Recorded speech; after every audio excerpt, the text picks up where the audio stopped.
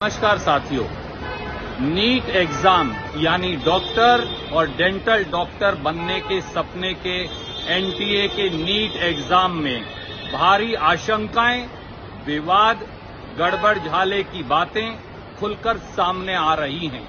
24 लाख हिंदुस्तान के युवाओं और उनके माता पिता की आशंकाओं का कोई जवाब नहीं दे रहा, न एनटीए दे रहा, न मोदी सरकार दे रही। सवाल ये है कि इन 24 लाख बच्चों के भविष्य का होगा क्या? क्या नीट के एग्जाम का रिजल्ट सही है? क्या एनटीए द्वारा भारी गलती की गई है? क्या मोदी सरकार के पास कोई जवाब है? इन सारी बातों का जवाब मांगा जाना चाहिए। और कुछ ऐसी बातें हैं उन 24 लाख बच्चों के भविष्य की जिनका जवाब हम मांगते हैं। पहला सवाल, 67 बच्चों ने नीट टॉप किया है। 67 बच्चों के 720 में से 720 नंबर आए, ये कैसे हो सकता है? देखिए पिछले सालों में क्या हुआ। 2019 में एक टॉपर था, 2020 में एक टॉपर था, 2021 में 3 टॉपर थे, 2022 में एक टॉपर था, 2023 में 2 टॉपर थे और 2024 में 67 टॉपर। ये अपने आप में असंभव लगता है क्योंकि नीट पेपर में तो नेगेटिव मार्किंग भी है। अब सवाल ये है कि ये संयोग है या प्रयोग।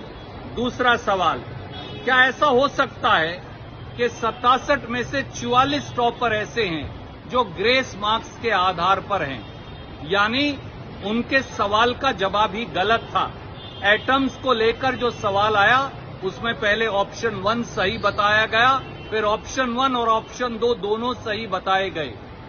44 बच्चों को ग्रेस मार्क्स दे दिए गए और उनको 720 में से 720 नंबर मिले। अब सवाल ये है कि क्या ग्रेस मार्क्स के आधार पर अब नीट एग्जाम के टॉपर्स का निर्णय होगा? और केवल ये नहीं, एक अचंभे की बात ये भी है कि फरीदाबाद हरियाणा में एक ऐसा एग्जाम सेंटर है जहां सीरियल नंबर 62 से सीरियल नंबर 69 तक 8 टॉपर हैं नीट के, 6 ऐसे जिनको 720 में से 720 नंबर मिले और 2 ऐसे जिनको 718 और 719 नंबर मिले। ये अपने आप में अचंभे की बात है। क्या ऐसा हो सकता है? क्या इस पर कोई विश्वास करेगा? क्या ये नीट के नंबर की प्रक्रिया और पूरे एग्जाम की इंटीग्रिटी पर सवाल नहीं खड़ा करता? चौथी बात, ये भी कहा गया एनटीए के द्वारा कि फरीदाबाद के इस एग्जाम सेंटर में गलत पेपर बांट दिया गया, इसलिए 45 मिनट नष्ट हो गए, इसलिए नॉर्मलाइजेशन के आधार पर ग्रेस मार्क्स दिए गए।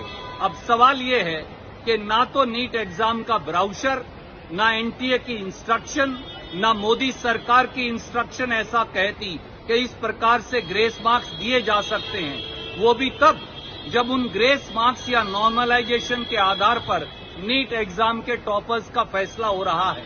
ये अपने आप में अचंभित करने वाला भी है और पूरी प्रक्रिया पर सवाल भी खड़ा करता है। एक 5वां सवाल ये भी है कि 2019 से 2023 तक 600 नंबर लाने वाला बच्चा सरकारी मेडिकल कॉलेज में रियायती फीस पर दाखिला ले सकता था। इस बार कट ऑफ 134 से बढ़कर 163 नंबर हो गई और 660 नंबर लाने पर ही शायद सरकारी मेडिकल कॉलेज में डॉक्टर बनने का सपना पूरा हो सके। ये 24 लाख बच्चे हैं कौन? ये गरीब के बेटा बेटी हैं, नौकरी पेशा या मध्यम वर्ग के बेटा बेटी हैं। सवाल ये है कि अगर पूरे एग्जाम में घालमेल है तो फिर इन बच्चों के भविष्य का क्या होगा? इन सारे सवालों का जवाब देश भी मांगता है, 24 लाख बच्चे और उनके माता पिता भी। ये न्याय की पुकार भी है। मोदी सरकार को, खुद प्रधानमंत्री को आगे बढ़कर जवाब देना चाहिए क्योंकि पूरा नीट का एग्जाम अब संदेह और विवाद के घेरे में खड़ा है। धन्यवाद, नमस्कार।